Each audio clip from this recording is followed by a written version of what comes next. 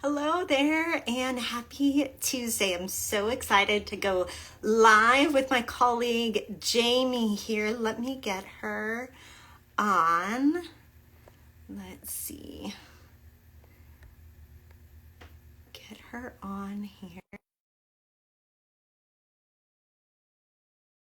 My name is Julie Hirschberg. I'm a neurologic physical therapist. And look at that. That was so quick. Let's see. Jaimy, I do not see you. There you are. I saw Did see the other side first. Oh, that was perfect for a little change in visual input the there. vertical line. Yeah, the vertical lines. I was like, ooh, she's doing something I really tried to tricky pick the here. flip your camera. But Oh my gosh, I've definitely done the same thing. And even today, to get started, my phone started to die. And I was like, I need a backup battery. Let's get this set up. Technology, you gotta love it. So anyway, I'm so excited to chat with you. We're talking to Otolith, for those that are joining us, and particularly, I was so intrigued by a question that somebody shared on one of our posts sharing about the Otolith, and in relation to this amazing cheat sheet that you put together for Otolith assessment. And that was with the use of weights and things and graviception versus proprioception, the overlap, the differences. So I'm really hoping that you can help all of us understand this, Jaimy, because you're the person I go to when I have these questions. It's complex, and it's really not just one system. And so we think of the otolith as detecting linear acceleration, typically downward because that's where gravity goes. So we think of the otoliths as our graviceptors. But they're not the only graviceptors that we have. There's a lot of graviception within the trunk and abdominal cavity so that our body knows what position we're changing. Are we tilting? Are we lying down? Are we sitting up? And you can go down a whole rabbit hole of what that does for the autonomic nervous system, which Katherine will get into on Wednesday. But truly, we're people with vestibular disorders, specifically if they're otolith disorders, are really trying to calculate what upright and what vertical is. And our job as therapists is to really find cues that really work to enhance that sensation and even correct and right the misperception or misalignment of vertical that these patients have.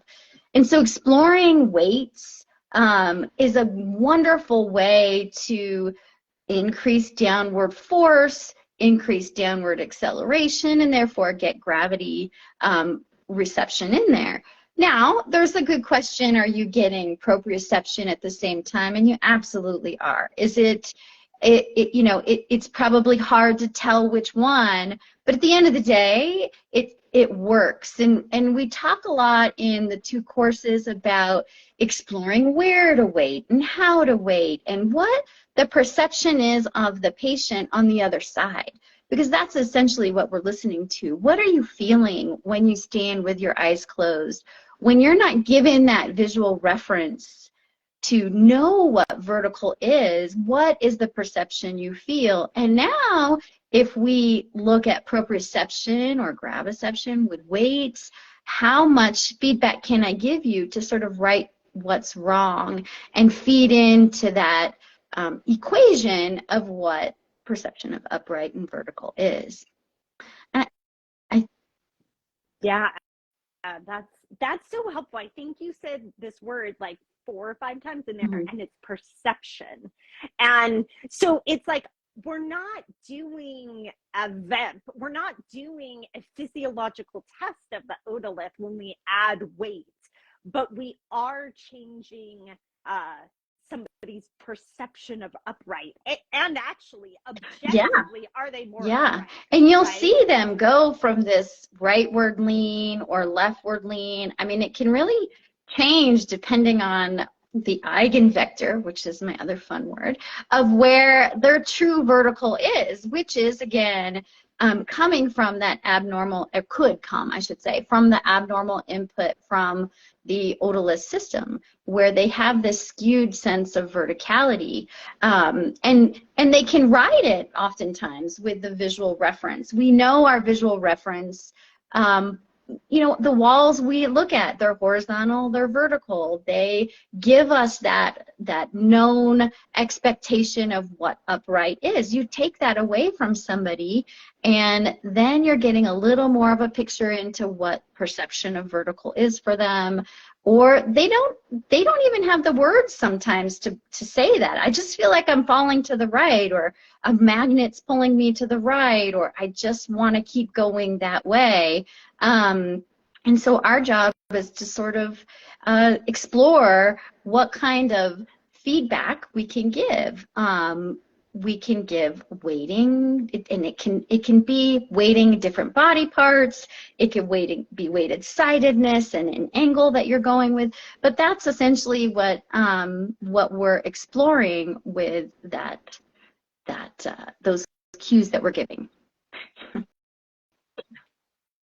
Yeah. So in a way, yes, I was so excited when you said eigenvector. I was like, I hope she's gonna say it. Because it just brings me back to like physics days. So essentially, when we do weighting, we can't necessarily peel apart all like the influence that it could have, whether it is otolith or proprioceptive or autonomic, right? Like there's a lot of things that weight, like this is why I love weighting. Thank you, Jaimy. I think it was, gosh, maybe 3 years, it was Brain Bites when you brought in up the weighted vest, and I was like, brilliant. And then we started using it, and then we started using all kinds of weighted things, and it was immediately helpful for people, which there aren't very many things that provide that immediate help to people. So in many ways, maybe some of these things are helpful because they work on several systems at once. But you do have some things in the otolith evaluation that are kind of teasing it out a little bit more, right? With like the head tilt. I wonder if you can explain that a little bit, because I feel like people, myself included, are really wanting to tease out, well, like, let me get through the weeds. How do I know this might be otolith more than kind of the integration of sensory information? That's a lot to tease through.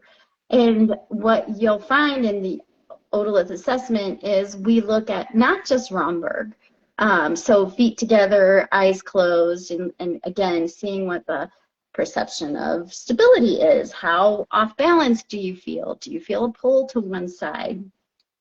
And what's been interesting is just having patients, if we think about what the otolith does, it detects head position and verticality. And when we have a sustained head tilt, we are also gaining acceleration down. And so we want to make sure that that head tilt is sustained and held versus sort of moving in this roll position. And what you will find is sometimes there's a sidedness, there's a laterality to it, and you just start teasing. And if we think about what the otolith does, we know it does linear acceleration in this vertical plane and in this translational plane, like as if we're in an elevator or we're in a moving walkway, or sports where we're translating from left to right in this position. And so we know that it detects those motions, and then exploring that. We know sit to stand is linear, it has some canal involvement as well, but it's linear, and we move up and down. Running, stopping, quick stops are another. That's that acceleration and deceleration. So it's really taking into account what the otolith function is into how we function in it in our everyday life. And from there, exploring, well, how can we modify that perception so that it feels more right and stable for the patient, and that it matches true vertical is really what we're going for with that. And it's kind of magic. I love that. And basically, you just broke down the whole outline of the Otolith assessment cheat sheet. So by the way, if you are a therapist, you should go download this now. What Jaimy just talked through is kind of that whole outline of how you would assess this outside of kind of your traditional vestibular exam, and you can download it at our reactiveeducation.com. There's a big button there, or if you do reactiveeducation.com/Otolith freebie, it's right there. And it is like, honestly, I don't think I told you this, Jaimy, but we took that Otolith handout ourselves and just added it to a part of our vestibular eval. Like we, at Reactive, we have like a vestibular eval cheat sheet. And after we met you, after we did positive spin 1 and 2, and now with this updated cheat sheet, it's a part of our eval cheat sheet, because we tend to see more complex dizziness ourselves, and that like traditionally looking at VOR types of things just like led us to dead ends for folks. So I hope that, again, if you're a therapist, you should download this because it's totally free, and it's basically Jaimy, who's here with us, and Katherine, like their combined minds as well as the literature in this into one. Actually, it's like front and back, maybe two sides for a cheat sheet. Taking you through the subjective and objective pieces so that you can systematically look at this. And what I love, again, you taught this to me, Jaimy, but that then you can take it right into treatment. And so maybe we could end today, because I know we're going to have Katherine here on Friday, and we're going to talk about the autonomic piece, which is like so fun to me. But I really, really love how you can go from that assessment into treatment. And I wonder if you could just give like an example or a patient example of where like you might test something and then bring that right into treatment. So I think the very first thing I look at is the perception of motion at rest. Do you feel off? Just closing your eyes and sitting down. And I might have the patient explore just putting your hands on top of your head and getting a little bit of proprioception in this downward axis, right? So that maybe we get a little bit of verticality just by the push. We got cervical proprioception enhanced. And it oftentimes makes people feel quite a bit better just in that alone. I might put the vest on and have them, this might just be my first treatment. And it seems slow, like we want to give them a lot more than that, but I really strongly believe that if you can't figure out what vertical is, you can't turn on that axis without feeling off, dizzy, nauseated. And so really correcting with this simple mode and then moving into some of the standard vestibular therapy works really well. And you're giving that patient a sense of agency, a sense of control, that they can sort of turn off their symptoms or have this ability to feel grounded, connected. It can change so many feelings that the patient has, sensory feelings that the patient has, that it's a really nice way to start. And so it might, kind of like we learned in PT school, or you start with sitting, you progress to standing, you move to walking. But that's really where I start with my patient, and then teaching them, this is what the 3 systems do, and look what happens when we give this piece of the equation more feedback. At rest, 70% of feedback really comes from proprioception. And so we've got to create this piece of the pie and give them more enhanced proprioception. And to step up, or Catherine's point, it is a huge off switch for the patient and allows them to have some control. That is huge. Yeah, it was, again, I know if it sounds like I'm a broken record that I learned everything that I know from Jaimy and Katherine, it's true. Okay, I did not have this language of the off switch, again, until I met you. And I've been telling people about the off switch, like, this, you honestly shouldn't even start vestibular therapy or many other things without having some piece where you can turn down the dial somehow. Maybe it's not completely off, but it's a dimmer switch and you can turn it down, but you can control the symptoms. And that was one of the biggest take homes that I had from your positive spin courses that we host for you, was that off switch. And I think what's nice, again, is this assessment cheat sheet. You can't go into treatment, like, you can't just throw weights on people. Like, I think that's the other thing that I learned. I mean, yes, you can just throw weights on people, but if you don't actually understand what's impaired for them and why and where it is with all the different positions and things like that, it's very hard to progress. Like, you might just try a weight, and you're like, well, what's next? Yes. So you can overweight too. Yeah. You know, and I think you can underweight and you can overweight, and you really do have to explore how much weight. And I think that may be where graviception comes in. Again, they're both such an integral part of that estimation of verticality that it's hard to know, but it does certainly make a big difference in their stability, their feeling grounded, and again, giving them that vertical reference so that they can move accurately and estimate motion on a true vertical axis. Can I tell you one story though? Yeah. One story, actually two. I had two patients this week that I've been working on more of that otolith-based treatment, and one patient who's had hip sciatic pain for 3 years, worked on her verticality, no other PT, and I'm not claiming that this is the end all of therapy, but isn't it interesting that she's been tilted? You know, the first postural analysis I did with her, I'm like, why are you so tilted over to the right? And again, exploring the Otolith sheet, giving her some cues and exercises to work on verticality. And she comes back 3 weeks later and she says this low back pain is feeling better, really because she's been shifted to one side for 3 years. So there's so many things we can explore and look at.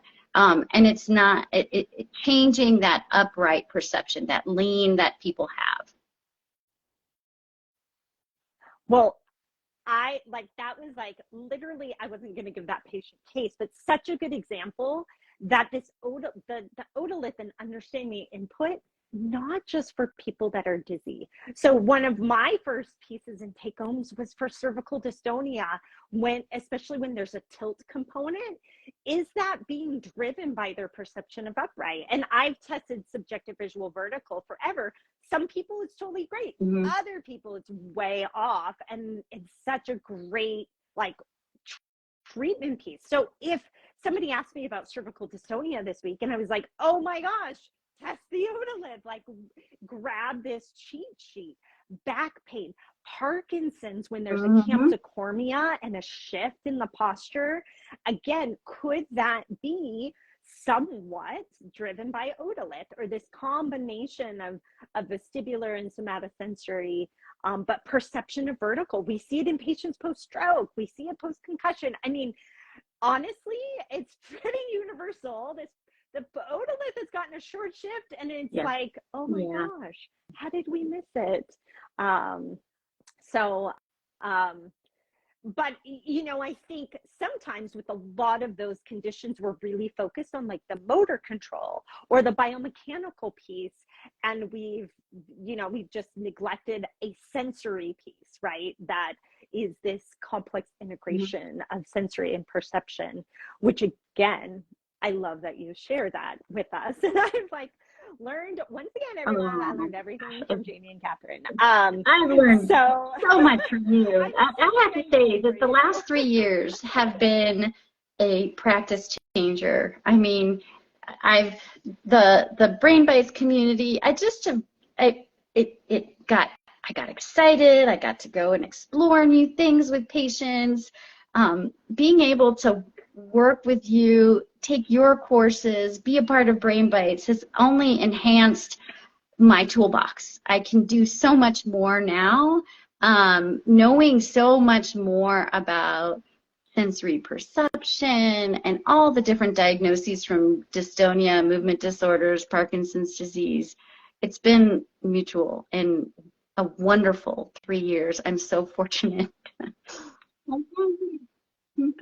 That's how I feel. That's how I feel. Well, I think what's cool is the integration, right? Like I think sometimes our approach to be systematic is we segregate, right? Like we segregate, okay, well, this is vestibular, and like this is the neck, and this is the sensory system. And what I've loved about collaborating with you and Katherine is kind of coming back to the integration. Sometimes it's a little messy.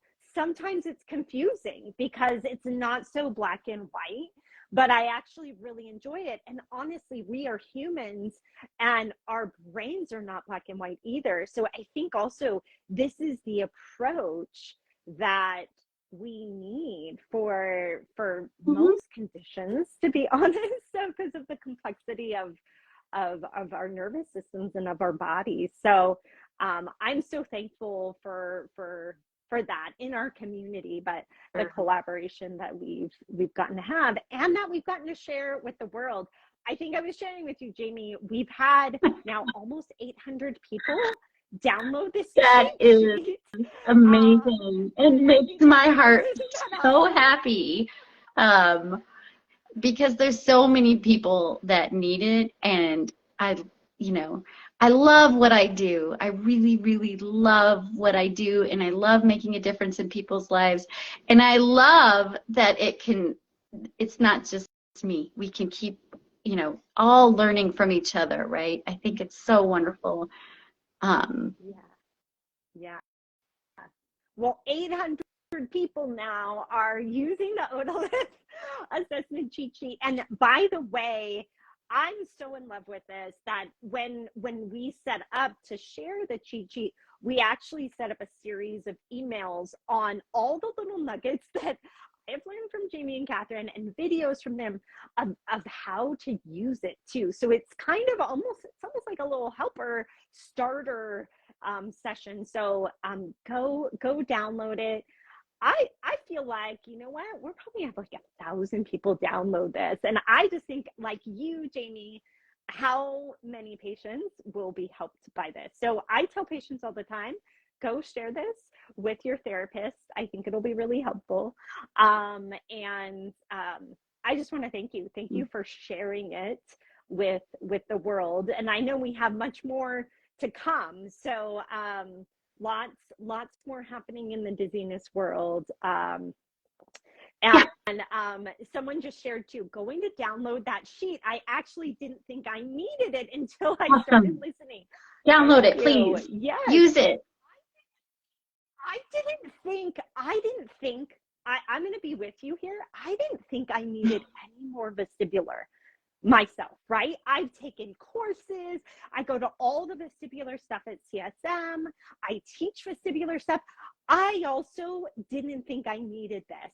And then I met Jaimy and Katherine, and they blew my mind. So yeah, somebody is asking, is it okay if patients download it? Yes. What I would suggest is that you give it to your therapist, because it well, for one, would be hard to interpret what exactly is happening. It's a cheat sheet. It's like kind of list of therapy tests, but I would absolutely take it. I believe in patient empowerment, and I believe you should go to your therapist and question what you're doing and say, hey, are you looking at these things, or have you only looked at these things? Absolutely, absolutely, you can. I will tell you that when you download it, if you're a patient, you're going to get emails directed to therapists about how they might use it, and things like that. So just beware, it's not meant for patients at all. It's not meant for medical advice. It's really meant for therapists. But please send it to your therapist. Yes. So where can we find it to download? Somebody is asking. You can go right to our education page. There's a link in our bio, but it's reactiveeducation.com. There's a big button for the Otolith cheat sheet download, or you could go to reactiveeducation.com/Otolith freebie. It's available there. There's a link in our bio. I'll post it on our stories again and again, because honestly, we're trying to get the word out. So if you share it, if you find it helpful too. Like one therapist, I said this to you, Jaimy, she was like, I've done this for 12 years and didn't know this or didn't do this, right? And so if you're finding it helpful, reach out to us too. We want to know how you're using that. Somebody else is commenting, I'm still fighting with my insurance to get the care that I need. I feel your pain. As I run a business, I'm constantly fighting with insurance. Our team is fighting with insurance to get coverage and care for specialty services. Not always easy. And it's so frustrating. And so I just want to say, I see you, I feel you. And I think most insurance companies are on a mission to not cover things and to have things cost less, right? Even though I really believe that therapy could be such a cost saver. I mean, we keep people out of the emergency room. Like, you're helping that person who had back pain, probably preventing surgery, Jaimy. So it's like, it's a no-brainer in my eyes, but I won't go off on insurance. I could, but I won't. But I just want to say, I feel your frustration for that person who said that comment too. It's really, really hard. Well, Jaimy, thank you so much for joining me live. I also just love seeing your face and hearing you say eigenvector, but also just for sharing all of your wisdom. You have so many years of practice and so much wisdom that's been gained from that. So many patients who have benefited from what you do. So I just appreciate you so much bringing that to my team, to the whole community of therapists, but to the world. Thank you, too. So Julie. Thanks for having me, and thanks for sharing it. I'm so glad that you could have this world to share with, this platform to share it on. It's been wonderful. So I really do appreciate you, and I appreciate you having me on here, and Katherine on Friday. Yes. So stay tuned for Katherine. I believe that's 12 o'clock on Friday. We're going to talk about one of the fun, lesser known pieces of the otolith, which is how it's connected to the autonomic nervous system. So fascinating. So join us on Friday at noon Pacific time. And again, if you want to get this download, go to reactiveeducation.com. If you want to grab this video too, if you're not on our newsletter, join at reactiveeducation.com. We'll send out all the videos and things like that. So thank you so much, everyone, and have a good night. Thanks again, Jaimy. Bye.